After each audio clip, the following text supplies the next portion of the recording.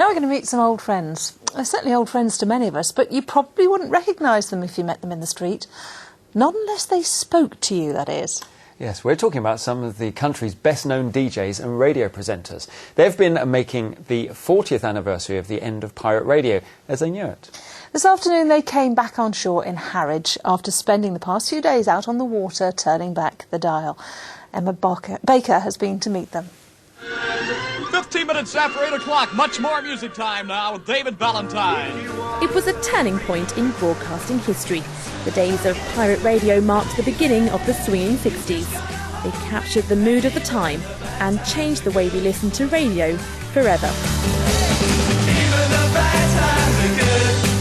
Now its pioneers have come together for a series of special broadcasts organised by the BBC just off the coast of Harwich, 40 years after pirate radio was taken off the airwaves. I do need your help, I do need your support here.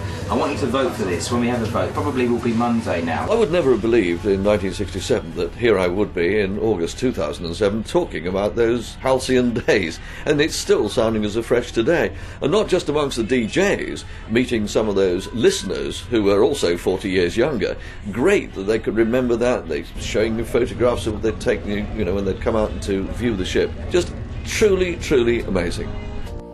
The pirate boom began in 1964 with the birth of Radio Caroline. It started broadcasting off the Essex coast, just outside the country's territorial limit. The DJs were daring and outrageous. They played non-stop pop music and shunned the traditional scripted style of broadcast. In less than a month, Radio Caroline had attracted 7 million listeners. It wasn't long before a wave of radio stations were set up just off the East Coast. Radio London and Radio England, to name just a couple. But just 3 years later, the government brought an end to the party.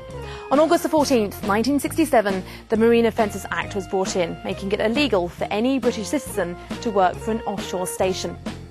It was to bring an end to most of the pirate radio stations, but the legacy would live on. A whole generation of pirate DJs had become household names, and they'd left the nation wanting more. Within weeks, BBC Radio 1 and 2 were launched. It also marked the start of commercial and local radio. Wind on 40 years, and many of those names are enjoying being back on the Essex waves, reliving those days.